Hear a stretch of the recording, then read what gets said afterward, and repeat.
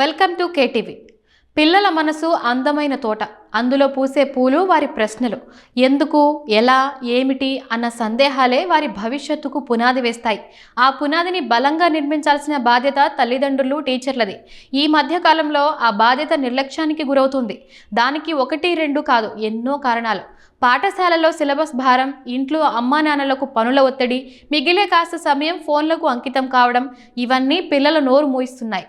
వారిలో సహజంగా ఉండే కుతూహలాన్ని చంపేస్తున్నాయి. వీటన్నిటికీ తోడు తల్లిదండ్రులుగా, ఉపాధ్యాయులుగా పెద్దల వైఖరి కూడా చిన్నారుల ఉత్సాహం మీద నీళ్లు చల్లుతుంది.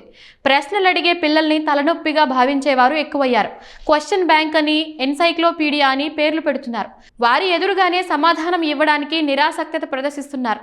బుర్ర తినకు, అవతలికి పో అంటూ గెంటేస్తున్నారు. కొందరు ప్రశ్నను బట్టి పిల్లల స్థాయిని నిర్ణయిస్తారు. ఎవరైనా తేలికపాటి ప్రశ్న వేస్తే అది కూడా తెలియదా నీకు అంటూ అందరి ముందు హేళన చేస్తున్నారు. ఇవన్నీ పిల్లల్ని చిన్నబుచ్చుతాయి. క్రమంగా వారిలో అడగాలన్న ఆసక్తి తగ్గిపోతుంది. పాఠం అర్థం కాకపోయినా పూర్తిగా మౌనం పాటించేస్తారు. ఇది పెద్దవాళ్లకు చాలా చిన్న విషయంగా కనిపిస్తుంది, కానీ పిల్లల భవిష్యత్తు మీద పిడుగుపాటుతో సమానమైన పెద్ద సమస్య. అది పూర్తిగా వారి వ్యక్తిత్వాన్ని మార్చేస్తుంది. ప్రశ్న అడగడం అనేది పిల్లల్లో సహజంగా ఉండే జిజ్ఞాసను సూచిస్తుంది. ఎంత ఎక్కువగా ప్రశ్నలు అడిగితే పిల్లలు అంత చురుగ్గా ఆలోచిస్తున్నట్లు. ఆలోచనే కదా మానసిక వికాసానికి పునాది. అందుకే పిల్లల్ని ప్రశ్నించనివ్వాలి. వాళ్ళు అడిగిన ప్రతి ప్రశ్నకు వారికి అర్థమయ్యే స్థాయిలోనే జవాబివ్వాలి. వాళ్ళు సంతృప్తి చెందకపోతే నువ్వు పెద్ద క్లాసుకు వెళ్ళాక దాని గురించి పాఠం ఉంటుంది. అప్పుడు నీకు చాలా విషయాలు తెలుస్తాయి. మీ టీచర్ ఇంకా బాగా చెబుతారు అని చెప్పొచ్చు. అప్పుడు వారిలో కుతూహలం ఇంకా పెరుగుతుంది.